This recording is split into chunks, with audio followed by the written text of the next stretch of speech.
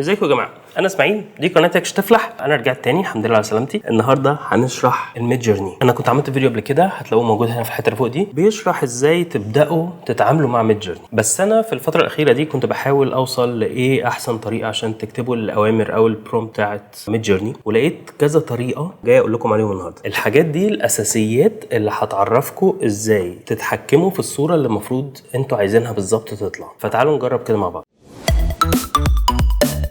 الميد جيرني ايه هو اصلا؟ هو اداه بتحول لك التكست اللي انت بتقوله له لصوره او بتقوليها له لصوره، والصوره دي ممكن تستخدموها في كذا حاجه. ممكن تبيعوها، ممكن تستخدموها في شغلكم اليومي، ممكن تلعبوا كده وخلاص، ممكن تحطوها على السوشيال ميديا، ممكن اي حاجات كتير قوي. ممكن نبقى نعمل فيديوهات بعد كده عن ازاي مثلا تبيعوا الصور بتاعت ميد جيرني وحاجات زي كده. فتعالوا الاول نجرب ان احنا ندي للميد جيرني برومبت، والبرومبت ده هنجرب نعدل فيه واحده واحده عشان نشوف ايه اللي بيحصل بالظبط. طيب هنكتب له مثلا اول حاجه زي ما كنا قلنا في الفيديو اللي انتوا وريته لكم من شويه ده في الحته اللي فوق دي. هنعمل باك سلاش وبعدين ايماجين وبعدين هندوس انتر، وبعدين كده نبدا نكتب له الامر بتاعه. فالامر اللي احنا عايزين نحطه دلوقتي هنقول له مثلا فوتوغراف وبعدين كوما lady wearing dress in a street blue color palette. طبعا يعني مش شرط يعني نكتب الحاجات دي بالظبط يعني، بس انا بوريكم مثال ازاي الدنيا هتتغير في كل مرحله هنوصل لها دلوقتي. وهنقول الاسبكت ريشيو اللي هو الاسبكت ريشيو بتاع الصوره بالعرض ولا بالطول مش عارف ايه، بنكتب داش داش وبعدين اي ار اللي هي اسبكت ريشيو سبيس وبعدين 16 باي 9. 16 باي 9 اللي هو بتاع فيديو اليوتيوب اللي انتم شايفينه دلوقتي. حلو، هندوس انتر. طبعا احنا بنستنى شويه الصوره لحد ما تظهر، بياخد له وقت مثلا يعني دقيقه ولا حاجه. زي ما شايفين الصوره طلعت قدامنا. دي 4 صور، المفروض نختار واحده منهم عشان ناخدها يعني او نعملها سيف او داونلود يعني. بس هي للاسف الست دي مش باصه للكاميرا، فاحنا ممكن هنزود في الامر اللي احنا عملناه ده ان الست تكون باصه للكاميرا. فهنقول له نفس الموضوع بالظبط فوتوغراف. احنا على فكره احنا ممكن نعمل اندو. الاندو اللي هو كنترول زد او كوماند زد بيرجع لك الامر او بيرجع لك الامر اللي انتوا كنتوا عاملينه قبل كده بالظبط.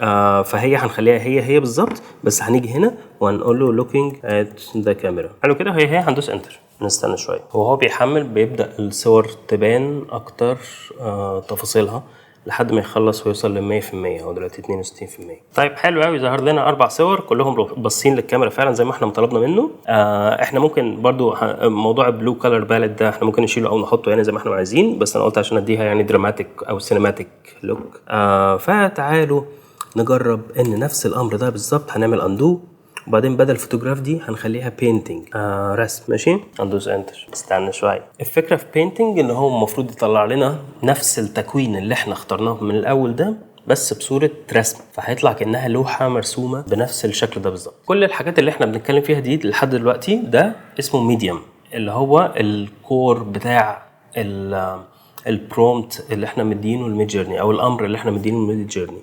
فالجزء ده كده اسمه ميديوم. اوكي، فهنشوف دلوقتي الصورة ابتدت تظهر دلوقتي بتاعت بينتينج. اوبا يا سلام يا جماعة، هو تقريبا قريبين قوي من الاربع صور اللي فوق اتعملوا بالشكل بتاع الرسم، وجامد جدا الموضوع ده. ممكن هنختار اي واحدة منهم لو عايزين، مثلا هنختار رقم 2 دي، فهنقول له الترا 2 وبعدين الترا 2 هيطلع لنا صورة منها.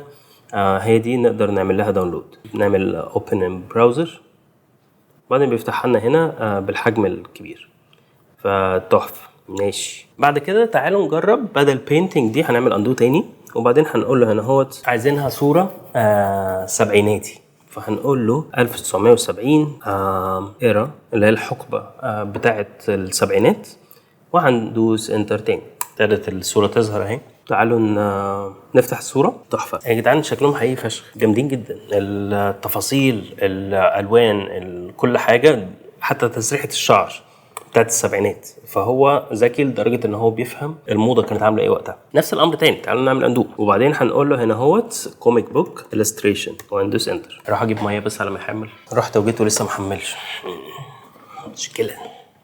ابتدى يجيب اهو. انا اعتقد الصوره بتاعت الكوميك بوك دي لو شلنا منها موضوع البلو كلر باليت ده اللي هو مبوظ الدنيا ده، ممكن يبقى الوضع احسن يعني. فاحنا ممكن نعمل اندو دلوقتي عادي من قبل ما يخلص الامر الاولاني، وتعالى ندوس انتر ونشوف. بصوا طيب الصوره بتاعت اللي هي كان فيها ازرق عامله ازاي، وبعدين هنشوف الصوره اللي ما فيهاش ازرق عامله ازاي. رهيبه رهيبه يا جدعان. يعني الفكره برضو من الافكار اللي بقول لكم ان ممكن الواحد يعمل بيزنس من الموضوع ده، ان مثلا ممكن هتعمل كوميك بوك وهتبيعه في اي حته اونلاين او اوفلاين، ان هو يعني لو حد خياله واسع مثلا في كتابه القصص فممكن يعمل حاجه زي كده، وهتبقى جامده جدا. انتوا ممكن تختاروا اي ستايل انتوا عايزينه وتطبقوه على كل الاوردرات اللي انتوا بتدوها الميد جيرني، فهيعمل لكم نفس الثيم بالظبط في كل الرسومات.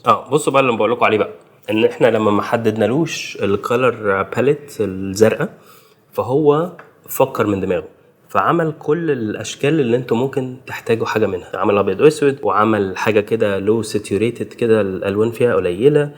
موضوع حلو ماشي. طيب تعالوا نفس البتاع بالظبط هنعمل اندو، وهنشيل الكوميك بوك الستريشن دي، وهنروح حاطين له ان هو 3D موفي باي بيكسار. حلو كده. المفروض يطلع بقى ايه مختلف تماما. اندو سنتر، شوفوا حلاوته، شوفوا جماله.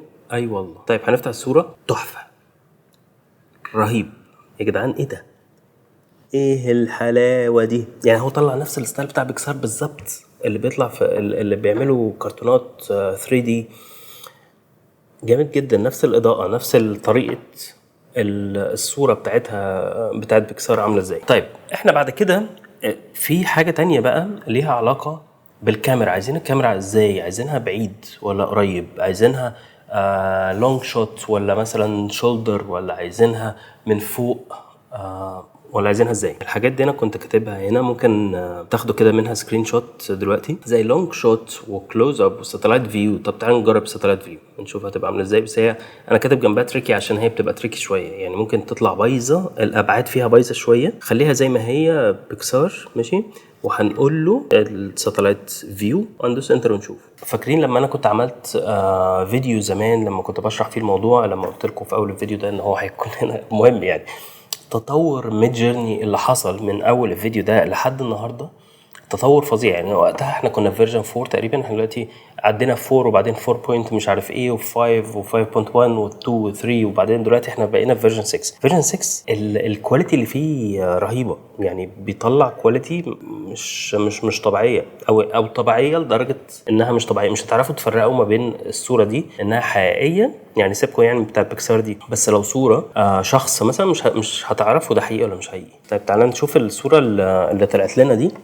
موضوع الابعاد اللي كنت بقول لكم عليه ده، اللي هو اللي على الشمال تحت دي المفروض انها ماشيه في الشارع، بس بصوا الناس اللي جنبها عاملين ازاي، فهي طالعه كانها عملاقه شويه. اكتر واحده اللي هي ممكن تكون ساتلايت فيو فعلا، هي اللي هي اول واحده فوق على الشمال. اللي تحت دي هي مش ساتلايت، اللي على اليمين بس هي حلوه يعني، لا حلوه يعني، حلو قوي الكادر ده، بس هو مش ساتلايت فيو، يعني ساتلايت بيبقى من فوق. طب تعالوا نجرب واحد تاني اللي هو عشان نبقى عارفين حاجه مش تريكي يعني مثلا ممكن كلوز اب مثلا. هنعمل اندو عشان نجيب نفس اللي احنا كنا كاتبينه اخر مره، وهنحطه مكان ساتلايت فيو وهندوس انتر. ابتدت تطلع اهي او طلعت.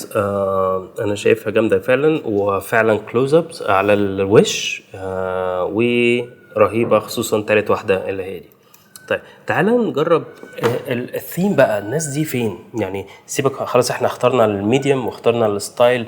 الثيم مثلا هل دوت انت عايزه يبان او عايزينه يبان تعال نجرب مثلا نقول له رومانس موفي مثلا ونشوف ايه اللي هيحصل.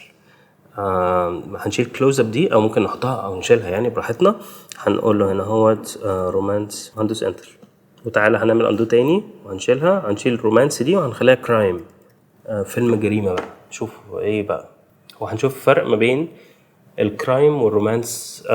هيطلع الفرق بينهم عامل ازاي. تعال نجرب واحده هورور لو رعب بقى. هو ميزه في ميد جيرني اللي هو ممكن يشتغل في اكتر حاجه في نفس الوقت، بس هو لما بيبقى في عليه ضغط فبيعطلها شويه وبعدين يبداها بعد شويه لما يكون الموضوع بقى ريلاكسد شويه، ان انت مش مديله 100 حاجه يعني في نفس الوقت. طيب اللي طلعت اول واحده بتاعه الرومانس شكلها حلو، رومانسي وكل حاجه، خصوصا اللي فوق على الشمال دي، بس هي طالعه حوله شويه مش عارفين ليه، بس كلهم يمشوا رومانس. اوكي هنشوف بعد كده بتاعه دي بتاعه الكرايم، جامده جدا. شكلهم مثلا محققين او حاجه يعني، ما عدا اخر واحده تحت على اليمين شكلها يعني مش كرايم قوي، بس اللي 1 و2 و3 شكلهم كرايم. اللي تحت على الشمال دي شكلها واحده محققه يعني. ماشي، تعال نشوف الرعب بقى طلعت عامله ازاي. رعب يعني. ده بالنسبه للستايل اللي انتوا عايزين تعملوه. طيب تعالوا بعد كده نشوف الاسبكت ريشيو او الابعاد يعني بتاعت الصوره، وممكن نستخدمه في ايه. في الفيرتيكال اللي هو اللي بيكون بالطول للموبايل مثلا، ده بيكون شفتوا من شويه لما كنت بقول لكم دوت كنا كاتبينه 16 باي 9 اللي هو اللي بالعرض ده. العكس بتاعه 9 باي 16 هو بتاع الموبايل. وفي بتاع الفوتوغرافي اللي هو بيكون 4 باي 3 او 3 باي 4 لو بالعرض او بالطول. وممكن الموضوع الليميتد ان احنا ممكن نلعب فيه براحتنا، ممكن هنزود ارقام براحتنا عشان نشوف. هو الميزه ان هو كل بعد انت بتكتبه له، كل اسبكت ريشيو بتكتبه له، فهو بيفكر الصوره دي هتظهر ازاي بناء على المقاس اللي هو خده ده. فتعالوا مثلا نجرب. لا خلاص بقى احنا مش هنعمل اندو تاني بقى، هنكتب واحد من الاول. هنكتب سلاش ايماجين ماشي او وور. حلو كده بس، وهو هيتخيل بقى براحته. ماشي، وهنقول له داش داش اي ار وبعدين سبيس. هنجرب 4 باي 3 المره دي، وبعدين هنجيله تاني وهنقول له بدل 4 باي 3 دي هنقول له خليها 9 باي 3. ماشي، فالمفروض كده تطلع عريضه قوي. 9 ده اللي هو العرض و3 ده اللي هو الارتفاع. ف باي دي اللي هي نسبه الطول العرض بالنسبه للطول. هندوس انتر. لاحظتوا حاجه دلوقتي؟ بصوا ايه اللي حصل هنا. لما انا كتبت له 9 باي 3 فهو عملها اسمها ايه، احنا كنا زمان بناخدها في الحساب دي، ان هو قلل قسم عشان يخليها الصافي بتاعها اللي هو 3 باي 1. هي بالظبط. طيب دي الصوره اللي هي 4 باي 3 طلعت بالشكل ده. رهيبه طبعا، ما فيهاش اي مشاكل. وتعالوا نشوف بتاعه ال 3 باي 1 عامله ازاي. طلع لنا هنا فيرجن كرتون، سيبك منه. بس هو يعني هنا مثلا بص حط جيوش عشان يبين ان العرض ده مفيد فعلا. هو عشان يبين السكيل بتاع الجيش ده عامل ازاي، كانوا كتير جدا. بس كده. قولوا لي لو في حاجه محتاجين تتعلموها، اي حاجه ليها علاقه بالاي اي يعني. مينلي هنتكلم عن الاي اي لان هو عمال بيحتلنا دلوقتي. عمال كل حاجه بقينا نستخدمها، بقينا نفكر ازاي ايه اسهل طريقه ممكن نستخدم الاي اي عشان يساعدنا في الحاجه اللي احنا بنعملها دي، سواء في الديزاين، في الصوت، في الاوديو، في الفيديو، في الصور. فقولوا لي انتم محتاجين تتعلموا ايه في الموضوع ده وانا اعمل لكم فيديو عشانه. ممكن في المره الجايه ممكن نعمل ازاي نستفيد من ميد جيرني عشان نكسب بيه فلوس. فما تنسوش الدعم، وشكرا جدا على ال 100,000 سبسكرايبرز. انا مش عارف انا ازاي وصلت للرقم ده يعني بصراحه. ما كنتش بنزل فيديوز اصلا، بس انا بعتذر على التقصير وان شاء الله هرجع تاني. شكرا لكم، مع السلامه.